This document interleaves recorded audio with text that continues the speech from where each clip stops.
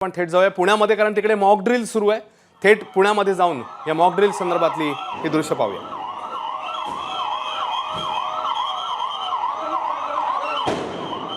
तर राज्यामध्ये ठिकठिकाणी आता ही मॉक ड्रिल जे आहे ते आज नियोजित होतं, त्यानुसार ते सुरू झालेलं आहे. ही ताजी दृश्य पुण्यामधनं येत आहेत आणि आपत्कालीन स्थितीमध्ये कसं सामोरं जायचं याचं एक उदाहरण किंवा याचं एक प्रशिक्षणच एक प्रकारे देण्यात येते. सर्व जनसामान्यांसोबतच यंत्रणा देखील यामध्ये सहभागी झालेल्या आहेत.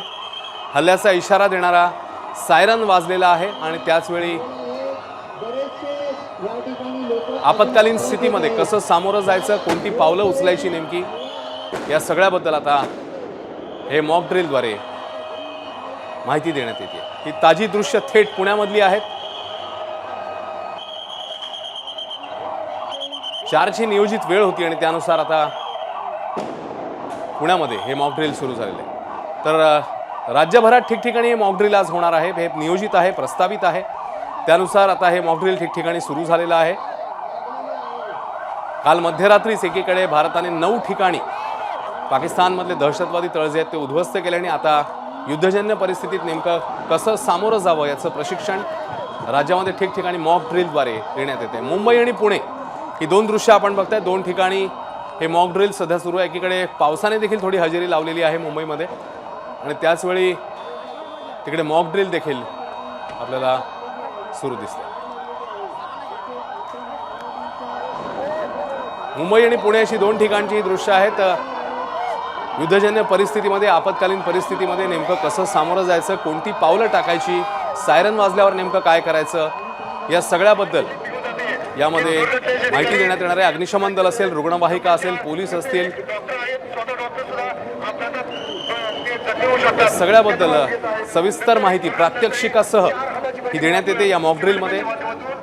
जनसामान्यांना याबद्दल माहिती व्हावी हाच यामागचा हेतू आणि त्याच दृष्टिकोनातनं हे मॉक ड्रिल राज्यामध्ये ठिकठिकाणी या मॉक ड्रिलचं आयोजन करण्यात आल्याचं कालच सांगण्यात आलेलं होतं. ठिकाणं जाहीर झालेली होती आणि त्याचनुसार आता मुंबई, पिंपरी, पुणे 3 दृश्य समोर आली आहेत. आता मगाशी मुंबई आणि पुण्यात आपण पाहिलेलं होतं. आता मुंबई, पिंपरी आणि पुणे 3 ठिकाणी हे मॉक ड्रिल पाहायला मिळते.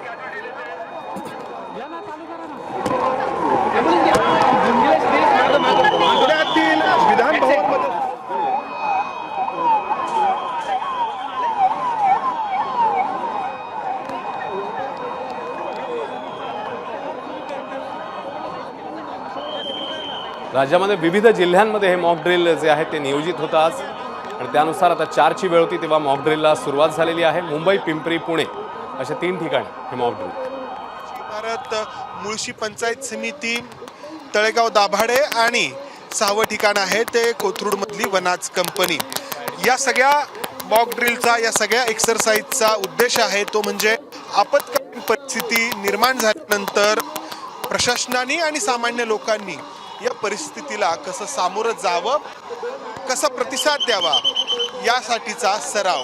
आपण पाहतो आहोत आपत्कालीन परिस्थिती उद्भवलेली आहे असं गृहीत धरून या ठिकाणी घटना आता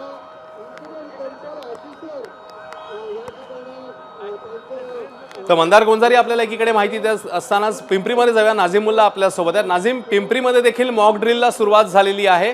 तिकडचं मॉक ड्रिल कशा प्रकारे तुला पाहायला मिळते नाझीम? कर्मचारी आहेत तर त्यांना अश्विन, काही वेळापूर्वी पाकिस्तानने इथं हवाई हल्ला केलाय असं भासवण्यात आलेलं आहे. हा मॉकड्रिलचा भाग आहे, परंतु आपण बघू शकतो की पथकं या ठिकाणी पोहोचलेली आहेत. आपत्कालीन पथकं असतील, अग्निशमन दलाचे जवान असतील. जर अशा प्रकारचा काही हल्ला झाला तर त्यावेळेला नेमकी काय काय खबरदारी, कशा प्रकारे बचाव कार्य करता यावं, हे सगळी प्रात्यक्षिकं या ठिकाणी दाखवली जातात. आपण बघू शकतो की काही महिला आहेत ज्यांना इथं अशा प्रकारे उचलून आणलं जातंय आणि या ॲम्ब्युलन्समध्ये या ठिकाणी त्यांना घेऊन गेलं जात आहे. दुसरीकडे आपण इमारतीच्या तिकडे जर गेलो तर इथं अग्निशमन दलाचे जवान जे आहेत ते या ठिकाणी पोहोचलेले आहेत. त्यांच्या गाड्या ज्या आहेत ते पोहोचलेल्या आहेत. आपण थोडंसं आतमध्ये जाऊन पण बघूयात कशा पद्धतीने हे कार्य या ठिकाणी सुरू आहे. कारण इमारतीच्या आत सगळे कर्मचारी होते आणि त्यांना बाहेर काढून सुरक्षित स्थळी हलवण्याचा साठी कशा प्रकारे प्रात्यक्षिक करता येऊ शकतं त्यावेळेला, ज्यावेळेला युद्धजन्य परिस्थिती असू शकते, ते सगळं या ठिकाणी दाखवलं जात आहे.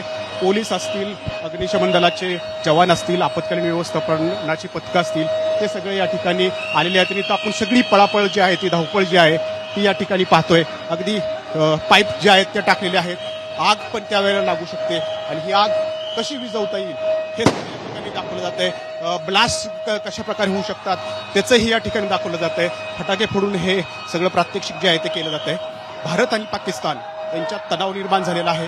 भारताने या ठिकाणी हल्ला सुद्धा केलेला आहे आणि त्यानंतर पाकिस्तान पुन्हा एकदा काही कुरापती करू शकतं ही सगळी संभाव्य परिस्थिती जी आहे ती ग्राह्य धरली जाते आणि ते ग्राह्य धरून हे अशा प्रकारे मॉकड्रिल करण्याचे आदेश केंद्र सरकारने दिलेले आहेत आणि त्याच धर्तीवरती हे आपण पिंपरी चिंचवड महानगरपालिकेवरती हे अशा प्रकारे मॉकड्रिल होताना पाहतोय आणि इथं कशा पद्धतीनं वरून सुद्धा म्हणजे कदाचित जर काही मजल्यांवरती आग लागली असेल आणि त्यांना बाहेर पडता येणार नसेल तिथल्या लोकांना तर अगदी इमारतीच्या वरून सुद्धा त्यांना कसं बाहेर घेता येईल याचं सुद्धा या ठिकाणी प्रात्यक्षिक केलं जात आहे.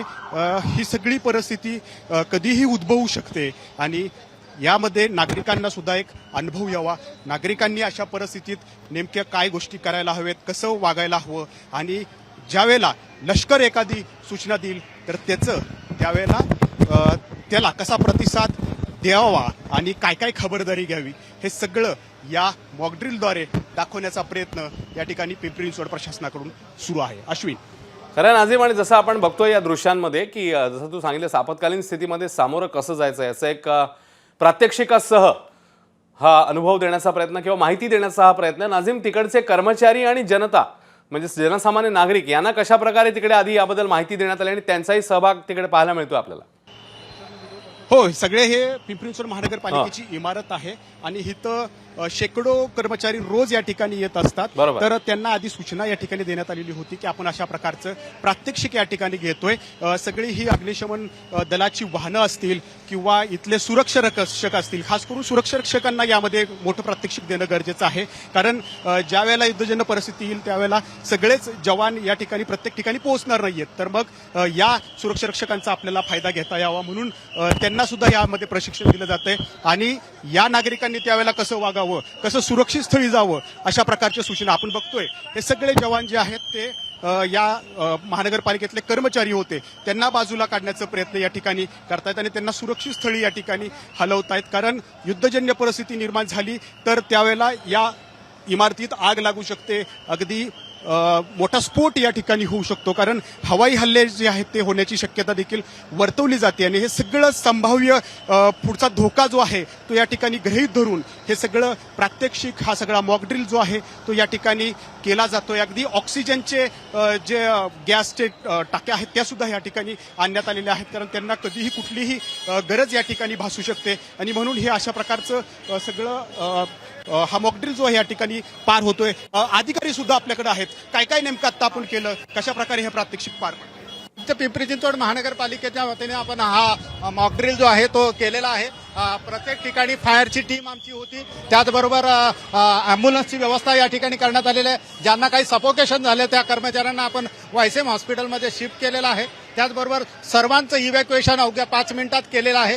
5ही फ्लोअरला पीसीएमसीच्या सर्व फ्लोअरला जे काही कर्मचारी अधिकारी होते त्या सर्व कर्मचारी अधिकाऱ्यांना या ठिकाणी बाहेर काढण्यात आलेलं आहे.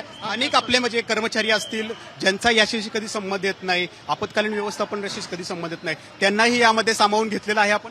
हो, यासाठी सर्व कर्मचारी अधिकारी यांनाही याबाबतचे प्रशिक्षण यापूर्वी पण महापालिकेने दिलेले आहेत आणि महानगरपालिकेची ही यंत्रणा संपूर्ण सज्ज आहे. प्रत्येक फ्लोअरला आमचा फ्लोअर मॅनेजर आहे आणि अशा प्रकारच्या आपत्कालीन परिस्थितीत काय व्यवस्था करायची, त्यांनी काय नियोजन करायचं त्याचा आज प्रत्यय आपल्याला या मॉकड्रिलमध्ये आलेला आहे.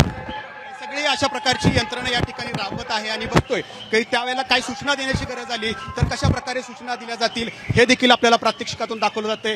महानगरपालिकेतले सगळे कर्मचारी असतील त्यांना सगळ्यांना यामध्ये इन्व्हॉल्व्ह करून घेण्यात आलेलं आहे कारण ज्यावेळेला अशा प्रकारची कुठलीही युद्धजन्य परिस्थिती निर्माण होईल त्यावेळेला केवळ लष्करी जवानच मैदानात असायला नको तर प्रत्येक भारतीयांनी अशा या युद्धजन्य परिस्थितीला सामोरं जायला हवं आणि ज्या वेळेला अशी परिस्थिती निर्माण होईल तर त्यावेळेला काय काय खबरदारी घ्यायला हवी, जे लोक अशा प्रकारच्या आपत्कालीन परिस्थितीत अडकलेले आहेत त्यांना प्रत्येकाला मदत करता यावी म्हणून ही अशा प्रकारची सगळी ही यंत्रणा जी आहे ती राबवण्यात आलेली आहे. केंद्र सरकारनं या ठिकाणी तशा प्रकारच्या सूचना ज्या आहेत त्या दिलेल्या होत्या, कारण पहलगाम हल्ल्यानंतर भारत पाकिस्तान यामध्ये तणाव जो आहे तो या ठिकाणी मोठ्या प्रमाणात वाढलेला आहे. भारताने सुद्धा 9 दहशतवादी अड्डे जे आहेत ते या ठिकाणी उद्ध्वस्त केलेले आहेत. नाझीम, तिकडे काही पाकिस्तान अनाउन्समेंट काहीतरी सध्या पुढे करण्यात परत येते, एकदा ती करू नेमकी शकतो. काय करण्यात ही येते आपण ती सगळी आपल्या प्रेक्षकांना संभावना जी आहे ऐकूया. ती गृहीत नाझीम, धरून आपण ऐकूयात अनाउन्समेंट कशा पद्धतीने या ठिकाणी होते ते पण बघूयात आपण. प्रत्येक विभागाने आपापल्या फ्लोअरसाठी हेड काउंट घ्यायचा आहे. सगळ्यांनी हेड काउंटसाठी प्रत्येक फ्लोअरनी थांबायचं, आपापल्या प्रत्येक विभागाने थांबायचं आहे. जे आपापले हेड असतील त्यांनी हेड काउंट घ्यायचा आहे. तर ज्यावेळेला युद्धजन्य परिस्थिती निर्माण होऊ शकते त्यावेळेला काय काय आपण युद्धजन्य परिस्थिती निर्माण होऊ शकते त्यावेळेला काय काय सूचना आपण यातून देऊ शकतो, त्या सूचना थोड्याशा यातून देऊन दाखवा. आता नाही ते आता मॉकड्रिल चालू आहे सर. मॉकड्रिलच्या नंतर होईल ते काय करायचं नंतर. आता मॉकड्रिल कम्प्लीट होऊ द्या. ठीक आहे. तर या ठिकाणी मॉकड्रिल सुरू आहे. मॉकड्रिलवरती या प्रशासनाचं सगळं लक्ष या ठिकाणी आहे. आपण बघू शकतो किती मोठी गर्दी या ठिकाणी झालेली आहे. सर्वांना सुरक्षित स्थळी जाण्याच्या सूचना ज्या आहेत त्या या माईक मधून जे आहेत ते या ठिकाणी केल्या जात आहेत आणि सगळे नागरिक जे आहेत ते सुरक्षित स्थळी इकडं गेलेले आहेत. आपण त्यांच्यातही जाऊन त्यांना काय यातून अनुभव मिळालाय का हे पण आपण त्यांच्याकडून जाणून घेण्याचा या ठिकाणी प्रयत्न करणार आहोत. नाझीम, तू आपल्या सोबतच राहा, आणखी तुझ्याकडनं काही माहिती जाणून घ्यायला मी येतो परत. पण सध्या मुंबईत येऊया. इकडे मुंबईत देखील मॉकड्रिल सुरू झालेले आहे. डिसिल्वा शाळेतनं या मॉकड्रिल संदर्भातला आढावा आपण पाहूया. आपण बघतोय दादरच्या डिसिल्वा शाळेमध्ये अशा प्रकारे सायरन वाजवलं जातंय. मुंबईमध्ये ठिकठिकाणी मॉकड्रिल केलं जातंय आणि याच मॉकड्रिलच्या अनुषंगानं हे सायरन वाजवलं जातं, जेणेकरून जे नागरिक आजूबाजूच्या परिसरात असतील त्यांना सतर्क केलं जाईल. जर एखादा हल्ला होत असेल तर असा कमी जास्त आवाजामध्ये सायरन वाजवलं जातं आणि इथे आपण बघतोय एक प्रात्यक्षिक केलं जातंय. सर्व नागरिक हे बाजूला जात आहेत आणि सुरक्षित ठिकाणी थांबायचं असतं आणि दुसरा जेव्हा सायरन वाजतो तेव्हा जेव्हा परिस्थिती पूर्ववत होते तेव्हा हा सायरन वाजवला जातो आणि इथे काही प्रात्यक्षिक डिसिल्वा शाळेमध्ये केलेले आपल्याला पाहायला मिळत आहेत. सायरन हा कंटिन्युअस वाजतोय. हा सायरन यासाठी की जर एखादा हल्ला होत असेल किंवा आपत्कालीन स्थिती निर्माण झाली असेल तर नागरिकांनी सतर्क व्हावं आणि सुरक्षित ठिकाणी आपण जावं आणि अशा प्रकारे सुरक्षित ठिकाणी हे नागरिक जातील तशा प्रकारचं प्रात्यक्षिक केलं जातं आणि साधारणपणे 2 मिनिटाचा हा पहिला सायरन वाजतो आणि त्यानंतर पुढचा जो सायरन वाजतो तो सुद्धा 2 मिनिटाचा असतो. जेव्हा परिस्थिती पूर्ववत होते तेव्हा तो सायरन वाजवला जातो. त्यामुळे विविध ठिकाणी अशा प्रकारचे जे मुंबईत नागरी संरक्षण दलाकडनं जे सायरन लावण्यात आलेले आहेत ते सायरन हे वाजवले जात आहेत जेणेकरून मॉकड्रिलची प्रात्यक्षिकं वेगवेगळ्या ठिकाणी करता येतील. कॅमेरामॅन अनिल संगारेसह मी वेदांत नेब, एबीपी माझा, मुंबई. तर होतं मुंबईमधलं मॉकड्रिल आणि आता आणखी काही ठिकाणी जिकडे मॉकड्रिलचं आयोजन करण्यात आलेलं आहे तिकडची दृश्य आपल्या समोर येत आहेत.